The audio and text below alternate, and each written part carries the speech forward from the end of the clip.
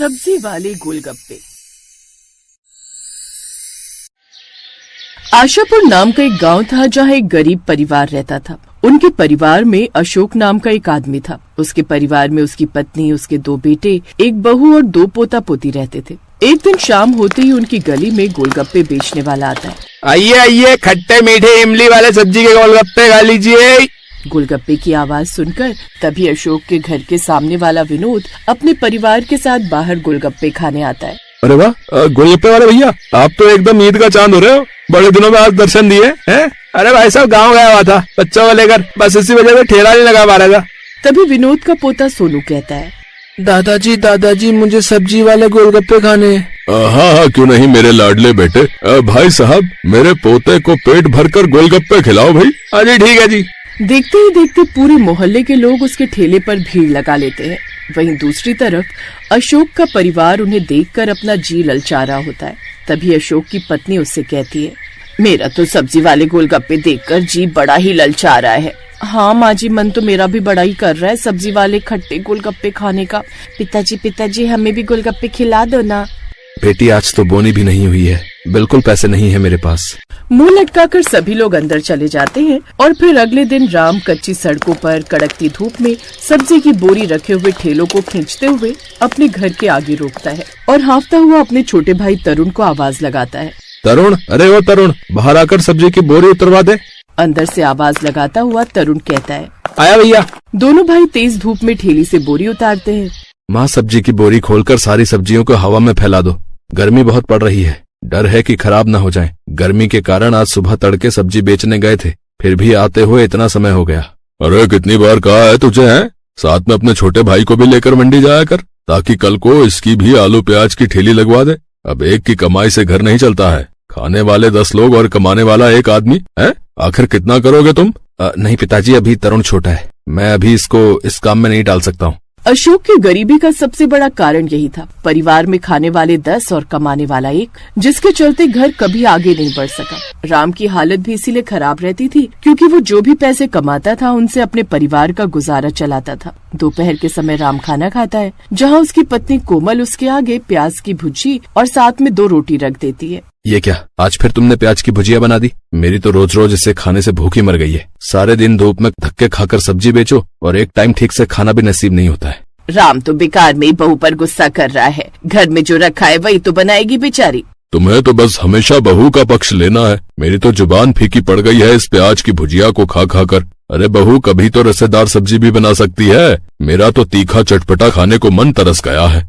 वाह जी वाह, जेब से खर्चा भी नहीं और मक्खन मलाई भी खाने को चाहिए। थोड़ी देर बाद राम मुंह बनाकर बाजार में सब्जी बेचने चला जाता है। हे भगवान, आज तो कोई ग्राहक आने का नाम ही नहीं ले रहा है। बिल्कुल भी बिक्री नहीं हुई आज तो। तभी राम अपने आगे एक ठेला लगा देखता है। ये ठेले वाला ऐसा भी क्या बेच रहा है जहाँ लोगों ने मक्खी की तरह भीड़ लगा रखी है? फिर ठेले वाले ग्राहकों को आवाज लगाकर बुलाता है, आइए आइए, अरे भाई साहब, सब सब्जी वाले गोलगप्पे खाइए भैया। अरे 10 रुपए का 1, 20 रुपए के 3। राम ये सुनकर हैरान हो जाता है और मन ही मन कहता है, बाप रे, इस गोलगप्पे वाले ने तो लूट मचा रखी है। 10 रुपए में एक सब्जी वाला गोलगप्पा बेच रहा है। ये तो लोगों का पागल बनाकर अच्छे नोट छाप रहा है और बाकी आलू प्याज के ठेले पर भी अच्छी भीड़ है। बस मेरे ही ठेले पर कोई नहीं आ रहा है। ऐसे ही कुछ दिन तक चलता रहता है और कुछ टाइम बाद राम थोड़ी और पूंजी लगाकर हरी सब्जी के साथ आलू प्याज भी बेचने लगता है। लेकिन घमस गर्मी के चलते अब सब्जियां गलने लगती हैं, जिसे देखकर माला कहने लगती है, हे भगवान, इतनी गर्मी के कारण सारी सब्जियां गलने लगी हैं। अरे बहू, एक काम कर, इनमें से ठीक से आलू निकाल कर आलू की कचौरी बना ले और हरी सब्जियों में से ठीक से निकाल कर हरी चटनी बना लियो। ठीक है माँ जी। फिर बहू आलू उबालकर आटा मलकर गर्मा गर्म कचौरी बनाने लगती है और साथ में फूली फूली पूरी भी। तभी माला की पोती मुनिया एक छोटी सी पूरी बनाकर खुशी खुशी अपनी माँ से कहती है, मामा ये छोटी सी पूरी भी मेरी तेल में तल दो ना, मुझे ये खानी है। अच्छा ठीक है, लाओ। बहू जैसे ही उसकी पूरी को तेल में तलती है वो पानी पूरी की तरह फूल जाती है और मुनिया उसमें हरी हरी चटनी में पानी मिलाकर उस पूरी में भरकर खाने लगती है। माँ, इस पूरी के अंदर ये पानी भरकर बिल्कुल गोलगप्पे की तरह लग रहा है ना।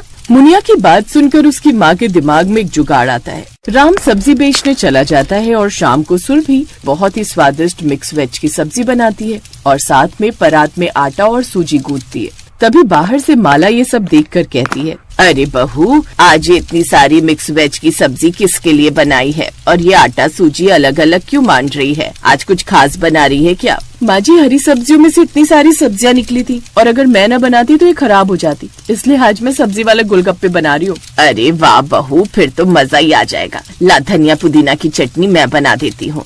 सभी ससुराल वाले मिलकर हलवाई की तरह गोलगप्पे बनाते हैं और सुरभि उन्हें मंदी मंदी आंच पर तेल में तलती है। थोड़ी देर बाद एक टोकरी भरकर गोलगप्पे बनकर तैयार हो जाते हैं और साथ में खट्टा मीठा पानी भी बनकर तैयार हो जाता है। कुछ देर बाद सुरभि अपने गरीब परिवार को सब्जी वाले गोलगप्पे बनाकर खिलाती है, क्योंकि वो कब से इनकी इच्छा अपने मन में मार कर बैठे हुए थे, जो खाने के बाद सभी को बहुत पसंद आते हैं। तभी अशोक खुश होकर कहता है, एकदम फर्स्ट क्लास का सब्जी वाला गोलगप्पा बनाया है तुमने बहू। हाँ, आखिरकार आज पहली बार गोलगप्पे का स्वाद चख लिया है। बहू, दो और खिला दो बस। हाँ पिताजी, मैंने आटे वाले गोलगप्पे बनाए, उनका भी स्वाद चखकर बताइए कैसी है। अरे हाँ हाँ, क्यों नहीं। एक एक करके सुरभि सबको गोलगप्पे के अंदर मिक्स वेज की सब्जी की फिलिंग भरकर खिलाती है और आखिरकार गरीब ससुराल वालों का सब्जी वाले गोलगप्पे खाने का ख्वाब पूरा हो जाता है। और कुछ दिन बाद सुरभि अपने घर के आगे ही सब्जी वाले गोलगप्पे का ठेला भी लगा लेती है और दूसरे गोलगप्पे वाले से कम दाम में बेचने लगती है। कुछ नया और अच्छा देखकर उसके ठेले पर ग्राहक आने लगते हैं, जिससे उसकी अब खूब अच्छी खासी आमदनी होने लगती है, जिससे बहू अपने गरीब परिवार के दिन अब धीरे धीरे सुधारने लगती है। अब वो सब लोग खुशी खुशी रहने लगते हैं।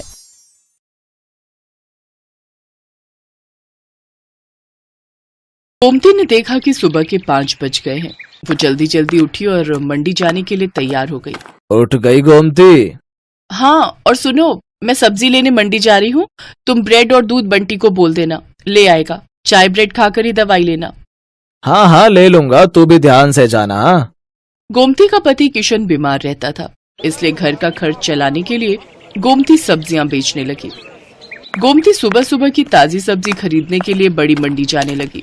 गोमती ताजी सब्जियां खरीद कर लाती और बाजार में ताजी सब्जी का ठेला लगाती। सभी ग्राहक जानते थे कि गोमती बड़ी मंडी से ताजी सब्जियां लाती है, इसलिए सुबह सुबह गोमती के ठेले पर सब्जी खरीदने के लिए ग्राहकों की भीड़ लग जाती थी।